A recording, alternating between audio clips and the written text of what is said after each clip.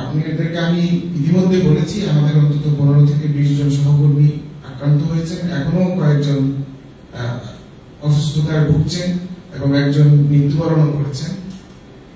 আমরা আপনাদের কল্যাণে আমাদের সাধ্যমতো চেষ্টা করে যাচ্ছি। গত নভেম্বর মাসের শেষের দিকে যখন রিক্যালিব্রেশন প্রোগ্রাম ঘোষণা করা হয়েছে, তখন থেকে প্রচুর পরিমাণ পাসপোর্টের আবেদন বিশেষ করে বাংলাদেশ হাই কমিশনে আসতে শুরু করেছে, যেটি স্বাভাবিক সময়ের তুলনায় প্রায় 4-5 গুণ। তাই বাংলাদেশ হাই কমিশনের স্বল্প জনবল নিয়ে এটি করা অত্যন্ত দুরূহ কাজ ছিল। তারপরও আমি বলবো বাংলাদেশের যে মন্ত্রণালয়গুলো, যেমন পররাষ্ট্র মন্ত্রণালয়, প্রবাসী কল্যাণ মন্ত্রণালয় এবং আমাদের স্বরাষ্ট্র মন্ত্রণালয়ের সহযোগিতায় আমরা এ পর্যন্ত 2 লক্ষাধিক পাসপোর্ট গত কয়েক মাসে বিতরণ করতে সক্ষম হয়েছি। আরো কিছু পাসপোর্ট বর্তমানে পাইপলাইনে আছে। আপনারা জানেন যে ঢাকায় সার্ভার সংক্রান্ত জটিলতার কারণে এটি কিছুটা স্থিরতা, কিছুটা আমি বলবো যে গতিতে কিছুটা পরিবর্তন হয়েছে, একটু ধীর গতি হয়েছে। সেটির কারণে বেশ কিছু পাসপোর্ট এখনো পাইপলাইনে আছে। তবে আসার কথা হলো যে আমি গত কয়েকদিনে বা গত 1-2 সপ্তাহে ঢাকায় স্বরাষ্ট্র মন্ত্রণালয় এবং পাসপোর্ট পরিদপ্তরের যিনি প্রধান মহাপরিচালক তাদের সাথে একাধিকবার কথা বলেছি এবং ইতিমধ্যে মালয়েশিয়ার যে কোম্পানি বাংলাদেশের এমআরপি পাসপোর্টের যে সিস্টেমটি প্রোভাইড করেছে তাদের সাথেও আমাদের অনেকবার কথা হয়েছে এবং ইতিমধ্যে সার্ভারটি আবার চালু হয়েছে। সুতরাং আপনাদের আমি মনে করি ভয়ের কোনো কারণ নেই, আপনারা আস্থা রাখুন। আমি মহাপরিচালক পাসপোর্ট অধিদপ্তর এর সাথে কথা বলেছি, উনি আমাকে আশ্বস্ত করেছেন যে বাংলাদেশ হাই কমিশন কুয়ালালামপুর থেকে যেসব পাসপোর্ট এনরোলমেন্ট করা হয়েছে সেগুলো দ্রুততার ভিত্তিতে তারা ঢাকা থেকে ইস্যু করার ব্যবস্থা করবেন। কারণ আমি ওনাকে অবহিত করেছি যে এখানে একটি বৈধকরণ প্রক্রিয়া চলছে রিক্যালিব্রেশন নামে, এখানে পাসপোর্টের প্রয়োজনীয়তাটা একটু বেশি। উনি আমাকে আশ্বস্ত করেছেন যে মালয়েশিয়া থেকে যে পাসপোর্ট পাঠানো হবে সেগুলো ওনারা অন্য দূতাবাসের তুলনায় একটু আগে দেওয়ার চেষ্টা করবেন এবং আমি আশাবাদী এবং আপনাদেরকেও আশা নিতে চাই এবং আমি শুধু আশা না, আমি নিশ্চিত ইনশাআল্লাহ খুব সহসাই আমাদের এই পাসপোর্ট সংক্রান্ত যে জটিলতা সেটি ইতিমধ্যে কিন্তু সার্ভার সংক্রান্ত জটিলতা কেটে গেছে, আবার শুরু হয়েছে সার্ভারের কার্যক্রম এবং আমরা আশা করছি খুব সহসাই আপনার পাসপোর্ট পেতে শুরু করব। কারণ আমাদের হাতে যে পাসপোর্ট গুলো আছে আমরা ওগুলো সবগুলোই আপনারা যারা অ্যাপয়েন্টমেন্ট নিয়েছেন পোস্ট অফিসের মাধ্যমে আমরা সবগুলোই পাঠিয়ে দিয়েছি। এখন আমাদের হাতে অল্প কিছু পাসপোর্ট আছে যেগুলো এখনো কেউ অ্যাপয়েন্টমেন্ট নেয়নি। আমি তাদেরকে অনুরোধ করব আপনারা তাড়াতাড়ি আপনাদের অ্যাপয়েন্টমেন্ট গ্রহণ করুন পোস্ট অফিসের মাধ্যমে, আমরা আপনাদের হাতে দ্রুত পাসপোর্ট পৌঁছানোর ব্যবস্থা করব। সুতরাং এখানে আতঙ্কিত হওয়ার কিছু নেই, কারণ বিশেষ করে যারা রিক্যালিব্রেশন এর সুবিধা গ্রহণ করবেন, এটি যেহেতু শুরুতে জুন মাস পর্যন্ত এটির মেয়াদ ছিল, তারা সবাই কিন্তু জুন মাসের আগেই বেশিরভাগই আবেদন করেছেন এবং তাদের বেশিরভাগই পাসপোর্ট পেয়ে গেছেন। এখন যারা পাইপলাইনে আছে তারা হলো যারা রিক্যালিব্রেশন বহির্ভূত, সাধারণভাবে যাদের পাসপোর্টের মেয়াদ শেষ হয়ে যাচ্ছে এবং যাদের ভিসা নবায়নের সময় ঘনিয়ে এসছে, শুধু তাদের পাসপোর্ট। তবে তাদেরকেও আমি আশ্বস্ত করতে চাই আপনারা দয়া করে আতঙ্কিত হবেন না। বাংলাদেশ হাই কমিশন আপনাদের এই বিষয়টি নিয়ে অত্যন্ত সচেতন এবং সর্বোচ্চ প্রচেষ্টা চালিয়ে যাচ্ছে। সুতরাং আপনারা কোন প্রকার কারো রকম কোন গুজবে কান দেবেন না, আতঙ্কিত হবেন না। একই সাথে আমি এখানে প্রবাসী যারা বিভিন্ন সংগঠন আছেন, বিশেষ করে মিডিয়ার সাথে যারা জড়িত আছেন, তাদেরকে অনুরোধ করব আপনারা দয়া করে আমাদের প্রবাসী ভাইদেরকে যে ইতিবাচক খবরগুলোর মাধ্যমে আশ্বস্ত করার চেষ্টা করুন। কারণ এই দুর্যোগের সময় এটি শুধু মালয়েশিয়া প্রবাসীদের জন্য নয়, বিশ্বব্যাপী এখন দুর্যোগ চলছে, এটি আমরা সবাই জানি। পৃথিবীর কোন দেশেই কোন কার্যক্রমই এখন স্বাভাবিকভাবে চলছে না, সেটি যত উন্নত দেশ হোক, শিল্পোন্নত দেশ হোক, সমরাষ্ট্রের উন্নত হোক, আর্থিকভাবে শক্তিশালী হোক অথবা দরিদ্র দেশ হোক, প্রত্যেকেই এখন কম বেশি এই করোনা মহামারীর কারণে চ্যালেঞ্জের মধ্যে দিয়ে যেতে হচ্ছে। কোনো কার্যক্রমকেই এখন স্বাভাবিকভাবে কেউ চালু রাখতে পারছে না, কারণ জীবন এবং জীবিকার সমন্বয় করতে গিয়ে অনেক কাজকেই বন্ধ করতে হচ্ছে, কখনো চালু করতে হচ্ছে। আমরা বাংলাদেশও তার ব্যতিক্রম নয়। সুতরাং এখানে আলাদা বাংলাদেশি প্রবাসীরা, মালয়েশিয়া প্রবাসী বাংলাদেশি প্রবাসীরা বিশেষ সমস্যায় আছে এইভাবে বলে আতঙ্ক যাতে না হয় মানুষের মধ্যে, দয়া করে এই বিষয়টি নজর রাখবেন। এটি আপনাদের প্রতি আমার অনুরোধ, কারণ সকল বাংলাদেশি প্রবাসীরাই এখন একই ধরনের একটি অনিশ্চিত পরিস্থিতির মধ্যে দিয়ে যাচ্ছে। শুধু বাংলাদেশি না, সকল দেশের সকল প্রবাসীরা। আমি ইন্দোনেশিয়ান রাষ্ট্রদূতের সাথে কথা বলেছি, আমি নেপালের রাষ্ট্রদূতের সাথে কথা বলেছি, যেসব দেশের লোক সংখ্যা এখানে বেশি, তাদের লক্ষ লক্ষ লোক এদেশ থেকে ফিরে গেছে। নেপালের রাষ্ট্রদূত আমাকে জানিয়েছেন তাদের বর্তমানে মালয়েশিয়াতে তাদের লোক সংখ্যা প্রায় 30 থেকে 40% কমে গেছে, কারণ তারা দেশে ফিরে যেতে বাধ্য হয়েছে। চাকরি হারিয়ে অনেকেই চলে গেছে, অনেকে বিভিন্ন সমস্যায় পড়ে চলে গেছে। যদি তুলনামূলক চিত্র বলি, আমি এটি নিয়ে তৃপ্তি প্রকাশ করছি না, তবে সেই তুলনায় আমাদের বাংলাদেশের দেশে ফিরে যাওয়ার সম্ভাবনা কম। তো সুতরাং আপনারা দয়া করে ইতিবাচক বিষয়গুলো মানুষকে তুলে ধরুন। বাংলাদেশ হাই কমিশন যে 2 লক্ষ পাসপোর্ট গত 6-7 মাসে বিতরণ করেছে, আপনারা সেটি বলেন। কয়েকশো পাসপোর্ট দিতে পারেনি সেটি বলে যারা পাসপোর্টের অপেক্ষায় আছে, তাহলে তাদের মধ্যে একটি ভীতির সঞ্চার হয়। আমি জানি আপনারা অত্যন্ত দায়িত্বশীল লোক এবং আপনারা সমাজের কল্যাণে অনেক কাজ করছেন, এবং দূতাবাসের সহায়তায় বিশেষ করে আমাদের যে কার্যক্রমগুলো, আমাদের যে নোটিশগুলো, এগুলো আপনারা জনগণের কাছে পৌঁছে দিচ্ছেন। এতে আমরা অত্যন্ত উপকৃত হচ্ছি, মানুষ উপকৃত হচ্ছে। সেটির জন্য আমি আপনাদের প্রতি কৃতজ্ঞতা প্রকাশ করছি। বিশেষ করে মিডিয়ার সাথে যারা সংশ্লিষ্ট আছে এবং যারা বাংলাদেশি বিভিন্ন সংগঠনের সাথে জড়িত আছেন, তারা বাংলাদেশিদের কল্যাণে যে কাজকর্মগুলো করছেন, তাদের কাছে বাংলাদেশের সরকারের এবং দূতাবাসের তথ্যগুলো পৌঁছে দিচ্ছেন। সেটির জন্য আমরা আপনাদের কাছে অত্যন্ত কৃতজ্ঞ। আশা করি আপনারা এই বিষয়গুলোকে একটু ইতিবাচক ভাবে তুলে ধরবেন।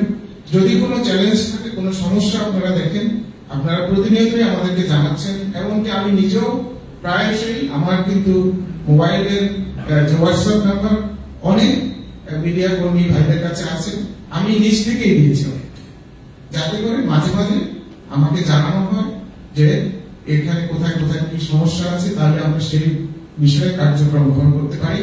এবং আমি যখনই যার কাছ থেকে এই তথ্য পেয়েছি, সেটির উপর আমরা কাজ করার চেষ্টা করেছি। সুতরাং আপনারা আশ্বস্ত থাকতে পারেন, ভরসা রাখতে পারেন বাংলাদেশ হাই কমিশনের উপর। এছাড়াও আরো 2টি বিষয় আমি একটু বলতে চাই এখানে। সেটি হলো, মাঝখানে বেশ কিছু বিদেশি কর্মীদের, বিশেষ করে অবৈধ কর্মীদের ধরপাকড় শুরু হয়েছিল। এটিও কিন্তু বাংলাদেশি মিডিয়া এবং স্থানীয় যে বাংলাদেশি সোশ্যাল মিডিয়া, ওগুলোতে ফলাওভাবে প্রচারিত হয়েছে। এখানেও আমি একটু কথা বলতে চাই।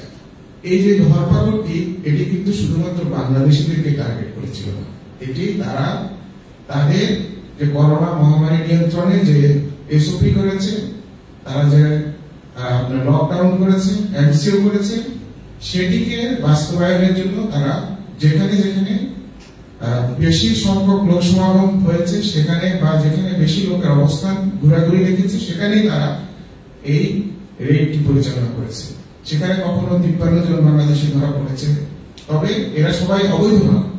যখনই আমরা এই ধরনের খবর পেয়েছি, তখনই বাংলাদেশ হাই কমিশনের লেবার উইং এর শ্রম উইং এর কর্মকর্তারা ইমিগ্রেশনের সাথে যোগাযোগ করে ওখানে কারা বৈধ আছে, কারা অবৈধ আছে, বৈধদেরকে তাদের আপনার এমপ্লয়ারের মাধ্যমে, তাদের নিয়োগকর্তার মাধ্যমে ছাড়িয়ে আনার ব্যবস্থা করেছে।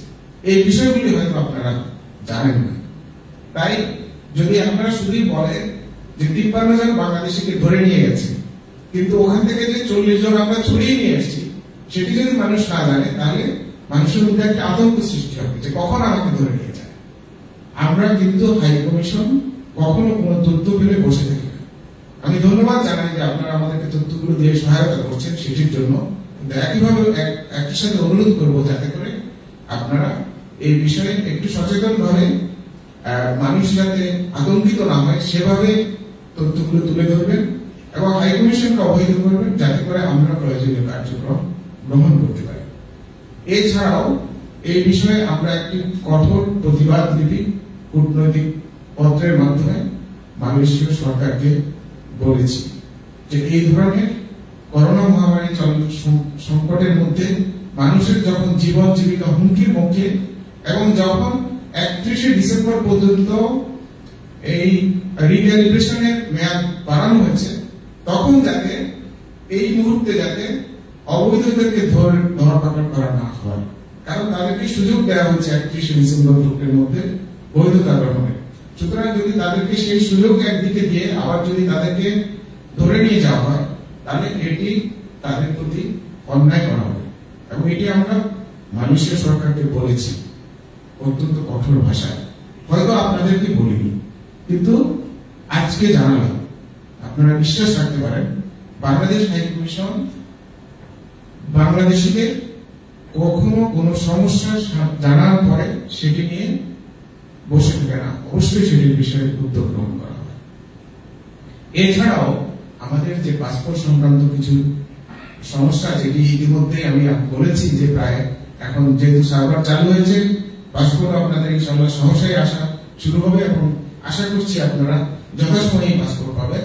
তবে আপনাদেরকে একটা অনুরোধ করব, যেহেতু এখন বিশ্বব্যাপী আপনার এই সমস্যা চলছে, সকল ক্ষেত্রেই কার্যক্রম একটু ধীরগতিতে হচ্ছে। আপনারা যাদের পাসপোর্টের মেয়াদ শেষ হয়ে যাচ্ছে দয়া করে কমপক্ষে 6 মাস, যদি সম্ভব হয় অন্তত 9 মাস পূর্বে আপনারা পাসপোর্টের আবেদন করবেন, যাতে করে আপনারা যত সময় লাগুক আপনারা পাসপোর্টের মেয়াদ উত্তীর্ণ হওয়ার আগে অথবা ভিসা শেষ হয়ে যাওয়ার 6 মাস বা 8 মাস 9 মাস আগে দূতাবাসে আবেদনটি পাঠাবেন, তাহলে করে আপনারা যত সময় আপনাদের পাসপোর্টটি হাতে পাবেন। কারণ আপনারা জানেন বাংলাদেশ দূতাবাস এর আগে কিন্তু 21 দিন 1 মাসের মধ্যে পাসপোর্ট দিয়েছে, এখন কেন দেবে না? এটা তো আপনাদের পাসপোর্ট তো দেওয়ার জন্যই আমরা আছি, আপনাদের পাসপোর্ট তো আটকে রাখার জন্য সরকার আমাদেরকে পাঠায়।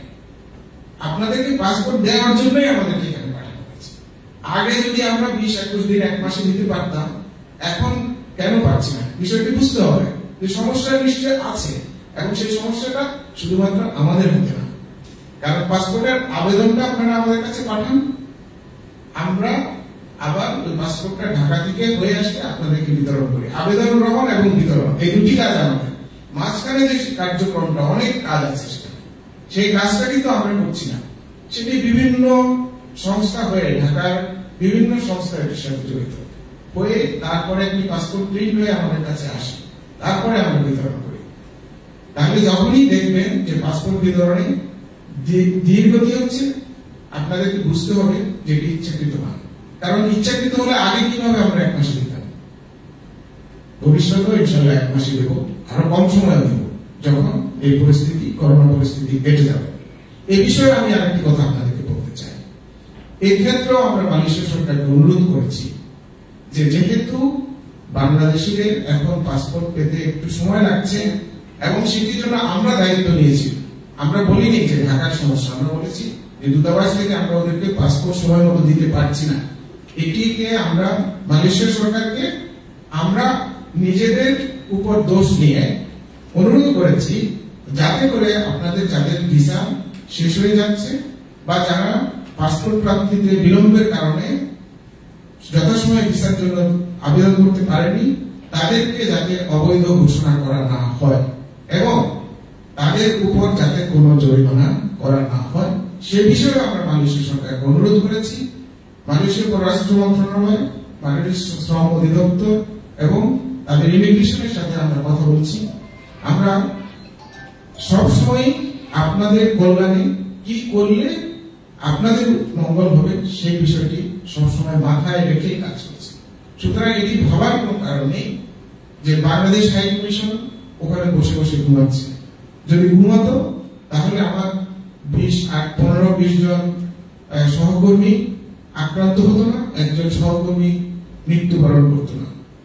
এই সুতরাং আপনাদেরকে আমি আজকে অনুরোধ করব যে আপনারা আস্থা রাখুন কোন, এবং যারা বিশেষ করে সমাজে যারা নেতৃত্ব স্থানীয় আছেন তাদেরকে বিশেষ করে অনুরোধ করব, এবং যারা মিডিয়াতে আছেন তাদেরকে অনুরোধ করব যে আপনারা দয়া করে ইতিবাচক ভাবে মানুষকে তথ্য দেবেন। আপনারা দিচ্ছেন, এটিকে আরো বেশি ব্যবহার করবেন, বিশেষ করে ইতিবাচক দিকগুলো তুলে ধরা, আর নেতিবাচক বিষয়গুলো আমাদেরকে অবহিত করুন। আমরা সেগুলোর উপর কার্যক্রম গ্রহণ করে সেগুলোকে সমাধান করে যাতে মানুষের কল্যাণ হয় সেই বিষয়টি আমাদের হাতে যতটুকু আছে, দূতাবাসের হাতে, সেটি তো নিশ্চিত করবই। যদি দূতাবাসের হাতে না থাকে, যাদের হাতে আছে তাদের সাথে আমরা যোগাযোগ করে আমাদের প্রবাসী ভাই বোনদের যাতে সমস্যা না হয় সেটির বিষয়ে আমাদের দিক থেকে সর্বোচ্চ প্রচেষ্টা নেব।